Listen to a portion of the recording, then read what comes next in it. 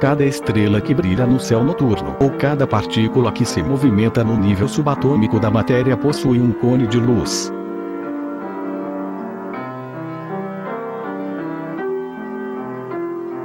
Esse cone de luz é chamado do futuro, pois teria a capacidade para reter a luz por um intervalo variável de tempo. No caso do Sol, a sua luz ficaria retida por 8 minutos, até nos alcançar na Terra. Para entendermos melhor, vamos utilizar a visão atual dos físicos sobre o conceito de cone de luz do futuro. Em seu livro Uma Breve História do Tempo, Stephen Hawking cita o exemplo ilustrativo da hipotética morte súbita do Sol. Apesar do seu desaparecimento, o Sol continuaria brilhando no céu, ainda por 8 minutos. Hawking considera ainda que, ao emitirem luz para o espaço, estrelas como o nosso Sol se comportariam como se fossem um centro pontiforme. A partir deste ponto, a luz se espalharia na superfície do espaço na forma de ondas circulares concêntricas, todas com a mesma velocidade de 300 mil km por segundo.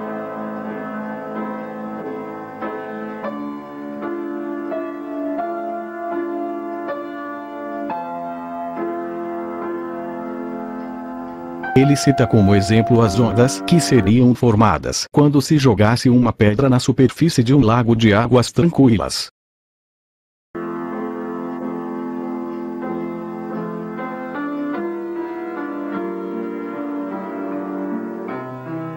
Se pegarmos os 150 milhões de quilômetros que nos separam do Sol, e que teriam que ser superados pela luz da estrela, veremos que haveria um vazio de informações dentro do cone de luz do futuro do Sol, até que a luz alcançasse o observador na Terra. Para resolver o problema, Hawking introduz o conceito de tempo imaginário, sugerindo que, ao se deslocar no vácuo, as ondas de luz iriam se superpondo umas às outras, à medida que fossem se afastando do centro ocupado pelo Sol.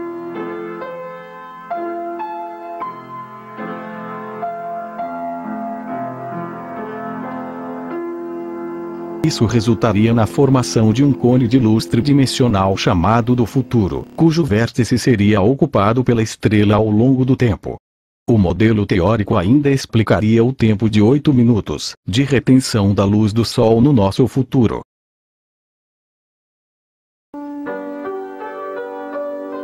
O modelo de Hawking parece razoável e está de acordo com algumas observações da prática. Por exemplo, ele justifica o porquê da supremacia do movimento circular e uniforme, que, de forma aparente, gerencia o movimento do Sol e das estrelas, assim como o movimento dos planetas.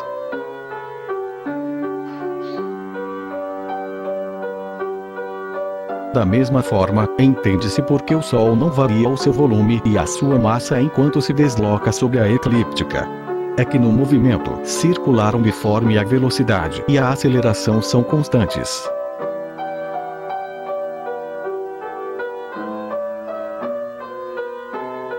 Se esse movimento regesse também as órbitas dos planetas, eles se manteriam, cada um ao seu modo, sempre na mesma distância do Sol. Não haveria periélio, ponto de máxima aproximação, nem afélio, ponto de máximo afastamento. Pelos motivos já citados, o modelo do cone de luz do futuro dos físicos aceitaria algumas correções. A primeira delas é que um cone formado pela superposição de ondas circulares concêntricas se encaixaria na descrição de um cone reto. Esse cone seria formado pelo giro de um triângulo retângulo sobre um dos seus catetos. Neste caso, surge a desconfiança de que o espaço não estaria participando diretamente neste contexto de formação do cone, porque mesmo que o espaço se curvasse no futuro, haveria um virtual nivelamento dos extremos energéticos do espectro de luz que comunicará o evento, e que se reflete no movimento circular.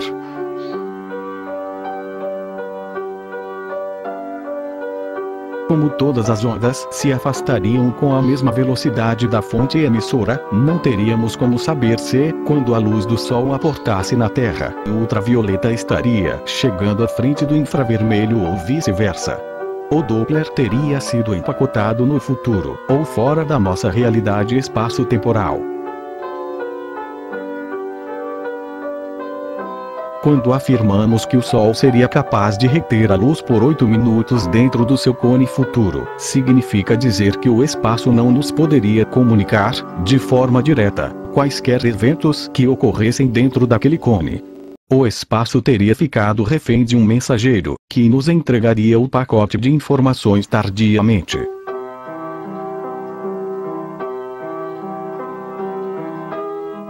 Uma forma de traduzir essa dependência do espaço em relação à luz, é dizer que o observador não pode se lembrar de nada que acontece no seu futuro.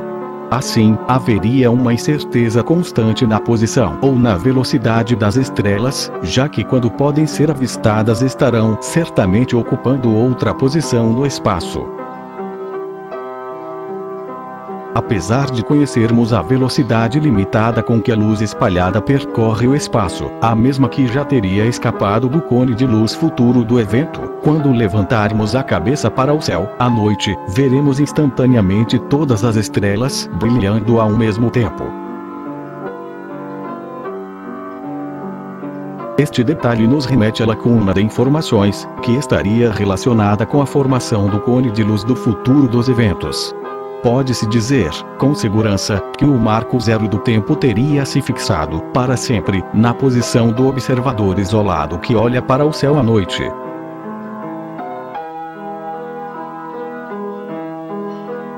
Se a luz teria se deslocado por 8 minutos dentro do cone do futuro do Sol, não teríamos como comprová-lo diretamente.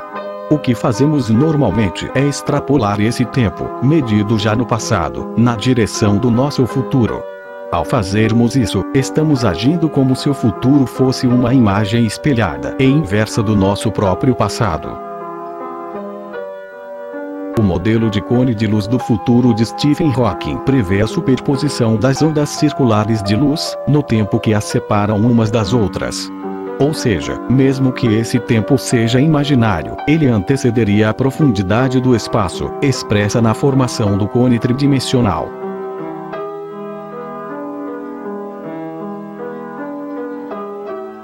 Assim, teríamos que ter em mente que tão logo a seta do tempo se invertesse na nossa posição e passasse a apontar na direção do nosso passado, o tempo teria que tomar a posição da profundidade do espaço, desbancando-a da condição de ser a sua terceira dimensão absoluta. Sem o tempo, o espaço permaneceria apenas com a dimensão da largura e a do comprimento, tal como a superfície de um lago, e não poderíamos contar com a existência de um cone de luz.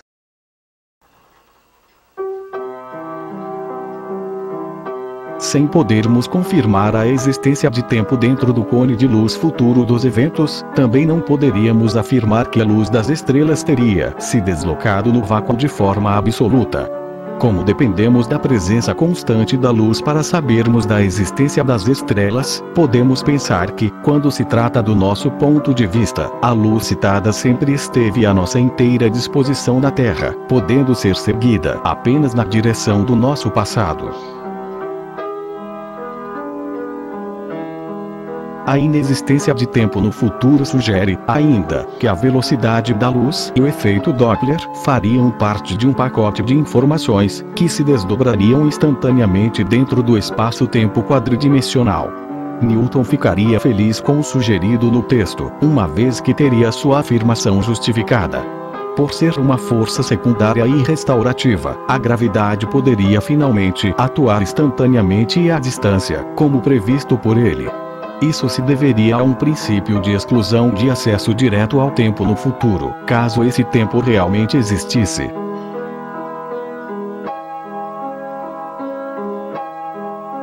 Agora, vamos pegar o cone de luz do futuro do Sol e retirar dele a variável tempo, considerando que mesmo que o tempo exista no futuro, não se pode medi-lo diretamente.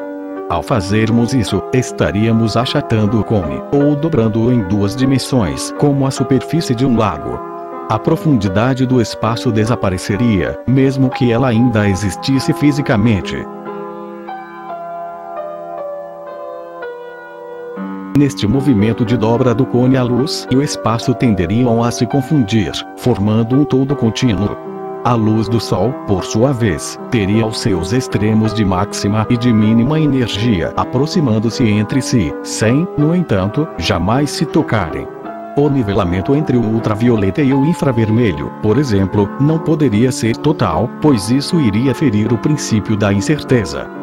Retirar o tempo e, por via de consequência, a profundidade do espaço, expressa na imagem do nosso cone de luz futuro, seria uma forma de condensar a luz ou de empacotá-la.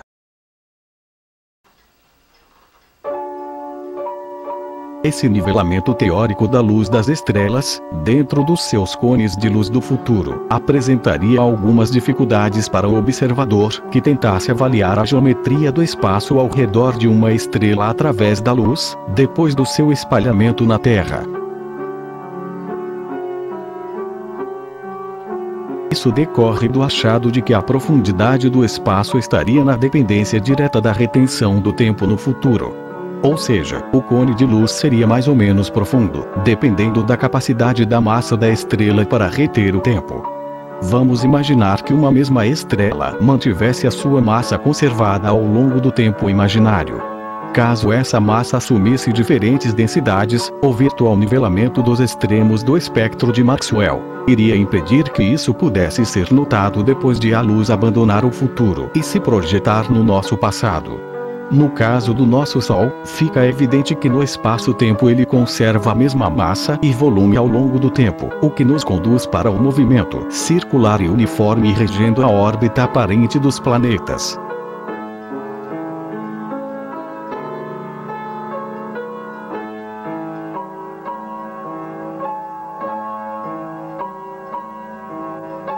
Outro detalhe decisivo é o de que o observador precisa que a luz de uma estrela distante já tenha alcançado a sua posição, para que ele possa finalmente saber que a estrela existe. A inexistência de tempo dentro do cone de luz da estrela e, por via de consequência, a inexistência de movimento mensurável naquela direção do nosso futuro, permite concluir que, quando se trata do nosso ponto de vista, a luz da estrela já poderia ter ocupado anteriormente todo o espaço que nos separa, muito antes de ser percebida por nós no presente do universo. Se a luz da estrela tivesse percorrido o espaço que nos separa por dentro do seu cone de luz do futuro, nós não teríamos como saber disso. A razão é que este cone teria se dobrado sobre duas dimensões, tendo em vista a inexistência de tempo mensurável no futuro. Assim, embora não se possa contar também com a existência de ondas em movimento na ausência de tempo mensurável, caso elas existissem teriam que ter se deslocado no vácuo na forma de ondas circulares concêntricas.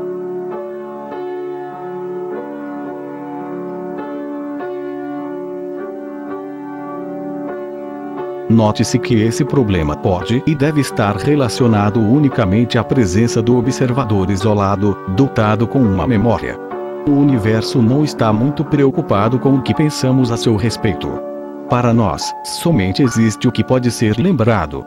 Então, todas as vezes que consultarmos a nossa memória na busca de padrões e estereótipos com os quais possamos confrontar os eventos externos, estaremos viajando no tempo e na direção do nosso passado. É a nossa memória que nos impede de vivenciar diretamente o momento presente do universo.